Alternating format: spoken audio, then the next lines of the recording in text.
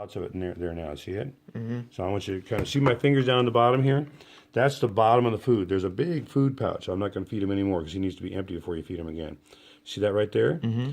And so my fingers are encircling a bag of food right here. And you can just kind of feel it all the way around.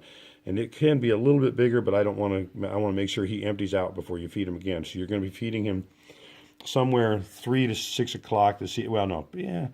You want to make sure he empties out. So 3 o'clock is when he might be empty, about 3 o'clock today. But today, you just want to have him empty out all the way. So I would say probably 4 o'clock you're going to want to feed him. But between 3 and 4, but you can kind of see the food here. Just I push here, look at that. That's all food right there. About the size of his head, a little smaller, is what the food is right there. You see it? Yeah. Okay, you can feel it with your fingers. Just little pouchy food, see? See that? Yeah, I feel it. Yeah. Okay, so I'm just kind of circling the food right there. That's the circle of food. And that's his neck bone right there. That's the neck bone. Don't be surprised by that. So the food can come up all the way up there. I don't want to feed him too much. I want to make sure he empties out for you to feed him again, get him on schedule. So what you're saying, there needs to be a space between the bottom of his neck bone and the top of his foot. That's a good question. I like your question. No, there doesn't need to be one. The important thing is that your timing is that he should be empty 7 to 8 hours later. And I just know that this guy, I want him to be empty, so I could go a little more. I could go up a little higher here, right up to about there. Just kind of round this out a little more. I want to make sure you're going to be feeding him somewhere 3 to 4 o'clock, so you can get on schedule, because you want to be feeding him 7 to 8 hours apart. So, I do want him to be basically all the way empty. And you kind of feel it when you come back and feel around for food. You're not going to find this pouch of food. Okay, so you kind of feel around there. Take your fingers and kind of try to grab that food. Try to grab that food right there and pull it out, just kind of gently. Get your fingers like this. Yeah, I could feel it. Kind of scoop. You feel it there? Yeah, I feel it. It's all food, okay?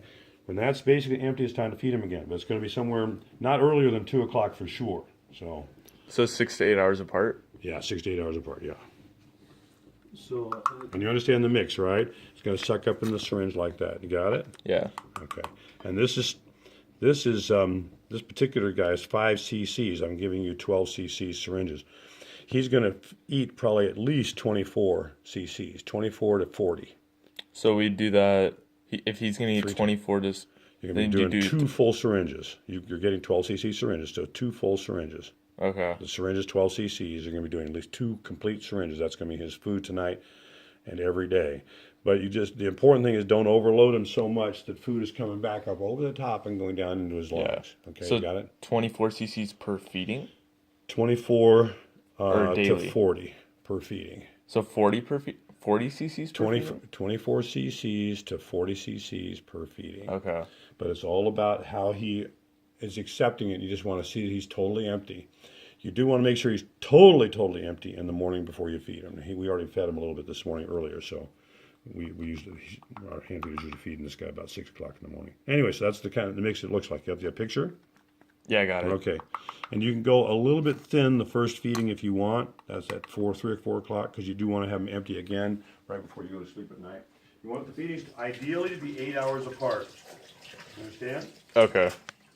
Ideally 8 hours apart. You want them empty, I would say, for sure empty once a day, for sure. Basically empty every single time. If you think there's a little bit of food there, you can go ahead and feed them. But for sure empty once a day. Okay? So that's critical. You just want to make sure you empty it out. I'm going to email the instructions to you. I don't have a hard copy of this, but you can get your email right now.